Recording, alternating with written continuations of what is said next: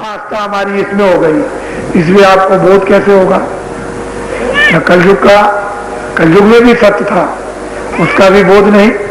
त्रेता में भी त्याग था, सदाचार था, वैराग था, द्वापर में भी था, और सतयुग में तो सत्य था ही। उसमें सब कृतार्थ थे, सब बोधक स्वरूप थे, सभी नर नारी, सबकी आत्माओं का कल्याण था, वो तो था ही। लेकिन इन तीनों युगों में, त्रेता, द्वापर, कलयुग, इसमें तो हमने अपने मन और बुद्धि को जब इन सब आसार वस्तुओं में लगा दिया तो हम उसके आदि बन गए, स्वभाव पड़ गया। अब हमारा मन, बुद्धि और चित्त इधर से हटता नहीं है। इसमें काम, इसमें क्रोध, इसमें लोभ, इसमें मोह, इसमें अहंकार, इसमें हम रत रहते हैं, ये समझने नहीं देते हैं। जब ये बुद्धि को जागने नहीं देंगे, विवेक नहीं होने देंगे, समझने नहीं देंगे, तो फिर जीवात्मा बेचारी क्या करेगी? उसके लिए तो मन की मदद, उसके लिए बुद्धि की मदद, उसके लिए चित्त की मदद जीवात्मा को चाहिए। अब ये हटते नहीं है तो मदद उसको कैसे मिलेगी? इस संसार में फंसे रहते हैं, उलझे रहते हैं, इनका विकल्प करते हैं, इनके लिए सोचते हैं, इनके लिए चिंतन करते हैं, इनके लिए भरते हैं, फिर इनका प्रलय हो जाता है, फिर इसको बनाते हैं। तो ये सब चीजें आसार, इन्हीं आसार वस्तुओं को शरीर रक्षा के लिए, क्योंकि शरीर भी आसार है, इस आसार शरीर में जीवात्मा जो प्रभु की चेतन शक्ति है, ये शरीर, आसार शरीर के द्वारा यदि मन को इन जड़ वस्तुओं से, माया की छाया से हम हटा लेते और थोड़ा सा महापुरुषों से वो वेद युक्ति लेकर, रास्ता लेकर और धीरे धीरे कुछ उसमें दे देते तो फिर हम चेतन में प्रवेश हो जाते, तो चेतन स्थान पर खड़े होते। आज इन वस्तुओं को हम भोजन के रूप में मानते हैं, अनाज दो, सब्जी दो, फल दो, दूध दो, घी दो, ये कपड़े दो शरीर की रक्षा के लिए। लेकिन चेतन सृष्टि में जब आप प्रवेश हो जाते हैं, लिंग सृष्टि में, तो ये सब भोजन आपके खत्म, छड़े हो जाते। वो आपको एक अस्थाई 1000 बरस का भोजन आपको मिल जाता, वो 1000 बरस का है। ये क्षण भोजन शरीर रक्षा के लिए 60 बरस यानी 100 बरस का है, वो 1000 बरस का है। वहाँ भोजन सुगंधी का है, यहाँ भोजन सुगंधी लोगे तो जीवित नहीं रह सकते हो। यहाँ तो दूध, घी, अनाज, फल फ्रूट चाहिए तो शरीर चलेगा। लेकिन जब लिंग शरीर, देव शरीर में जब जीवात्माएं इस शरीर से निकल के पहुंच जाती हैं तो वहां सुगंधी जीवात्माओं का लिंग शरीर में रहने का सुगंधी आहार है।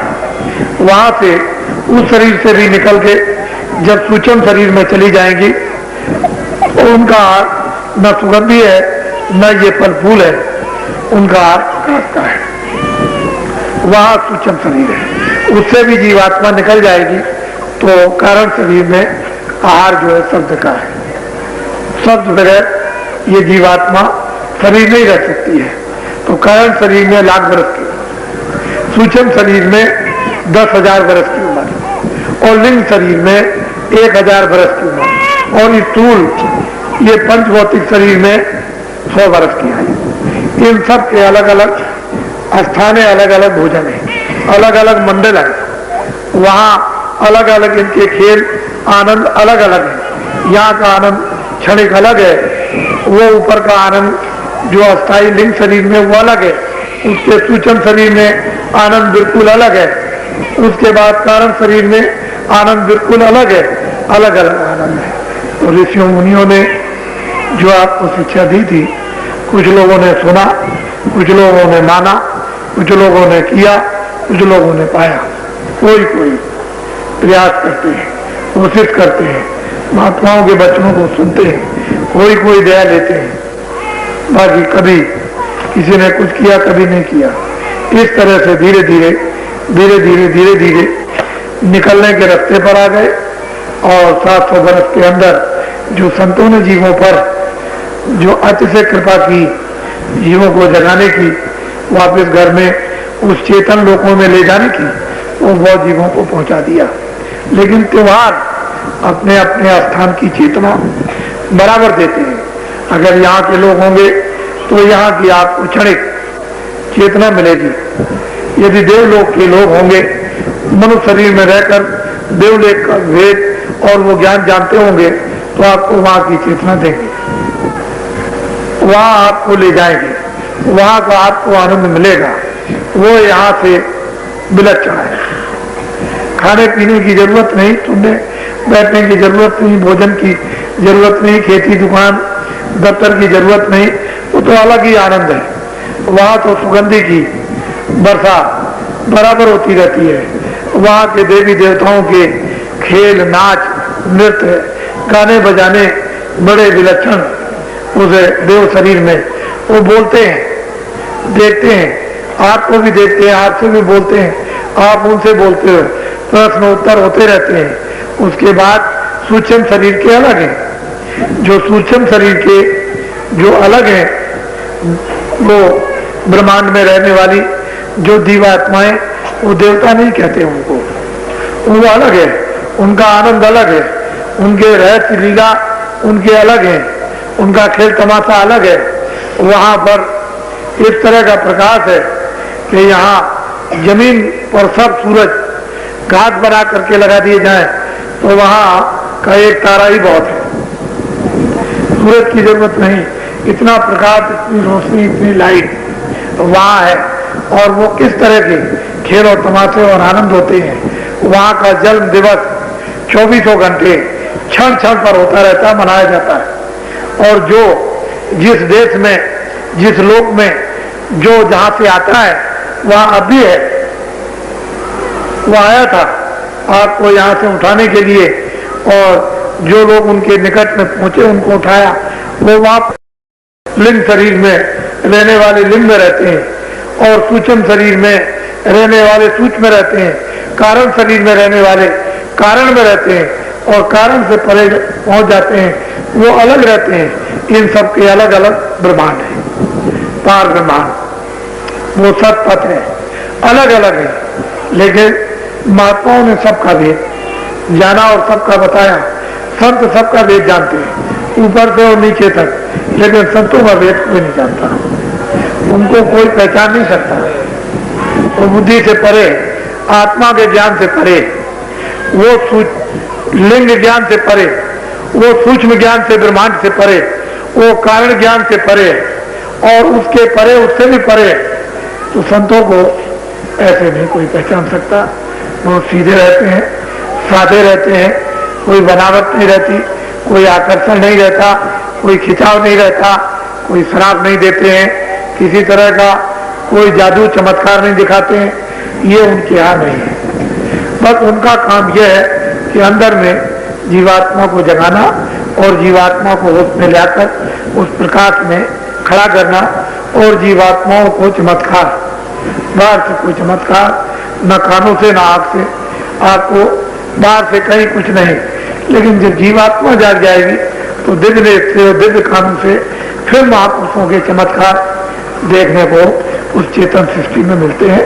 इसलिए संतों को लोग नहीं पहचान सकते हैं, क्योंकि संतों ने चमत्कार का काम नहीं किया।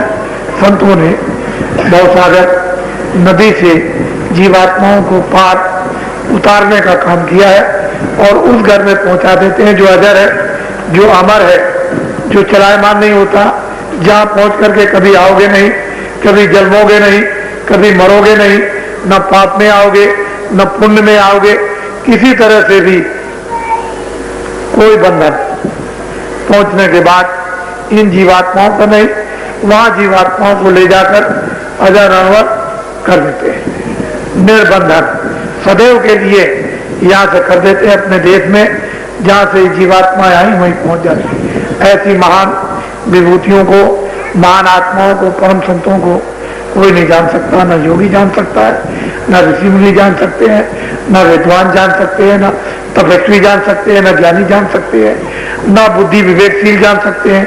ये उनकी उस पहुंच को कोई नहीं, वो स्वयं ही कुछ बोध करा दें, कुछ परिचय दे दें तो हो सकता है, वैसे कभी नहीं होगा।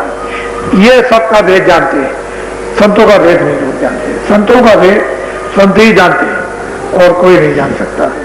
इसलिए संतों की महिमा कूट कूट कर 700 वर्षों के अंदर अच्छी तरह से लोगों ने कलम तोड़ करके लिख दिया और आपको बता दिया।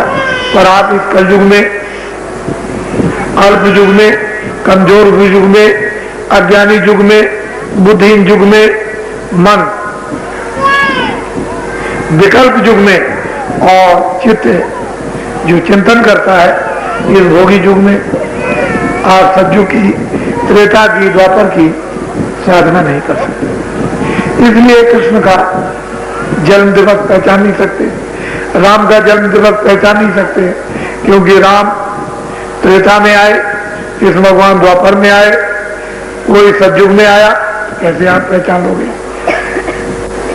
कैसे आप सतयुग का, त्रेता द्वापर का कैसे आप कर्म करोगे? कैसे साधना करोगे? कैसे उसका योग करोगे? अब तो शरीर में वो ताकत नहीं है। तो त्योहार, जन्म दिवस ये हम भूल गए। जब हम भूल गए तो बाहर इंद्रियों का हमने एक मनोरंजन बना लिया। मनोरंजन बस इंद्रियों का लेकर चढ़े और घर में आ जाते हैं, बस इतना ही काम रह गया, बाकी आत्म कल्याण का नहीं, उनसे मिलने का नहीं, उनकी शक्ति का परिचय नहीं, शक्ति लेने का नहीं, उस ज्ञान को लेने का नहीं, उस आनंद को लेने का नहीं, वो मुक्ति के लिए नहीं, वो मतलब स्वर्ग वैकुंठ के लिए नहीं, वो मोक्ष के लिए नहीं, मनोरंजन, शारीरिक क्षण, इसी में फंस गए। इसकी वजह से हम उन अच्छे कर्मों को भी नहीं पहचान पाते हैं कि जिससे बुद्धि विवेक में आकर बुरे काम को छोड़ देती, अच्छे काम में आरूढ़ लग जाती और बराबर बुद्धि से अच्छे बुरे तो वो काम सब छूट गए। और यही वजह है कि तीर्थों में उल्टा रूप, उल्टा प्रभाव ये तीर्थों का पड़ गया। तीर्थों के उद्देश्य अपनी जगह पर है, लेकिन प्रभाव मनुष्य के लिए उल्टा होगा। भोगी हो गया, रोगी हो गया, बीमार हो गया, मन का रोगी हो गया, इंद्रियों का रोगी, शरीर का रोगी हो गया, बुद्धि का रोगी हो गया, अज्ञान में आ गया। ये उल्टा प्रभाव पड़ा। जिन तीर्थों में जाकर, जिन धर्म स्थानों पर जाकर, जिन देवताओं के व्रतों को मानकर या जिन जल उत्सवों को मानकर हम लोगों को वास्तव में वो जागरण करना चाहिए था, जिससे हम परम पद पा जाते, हमको अपना घर मिल जाता और हम शांति, उस ज्ञान को प्राप्त करते और जन्म मरण के दुख पीड़ा से छूट जाते, 84 नरकों की यातनाओं से छुटकारा हो जाता। वो तो हमने कोई काम किया नहीं।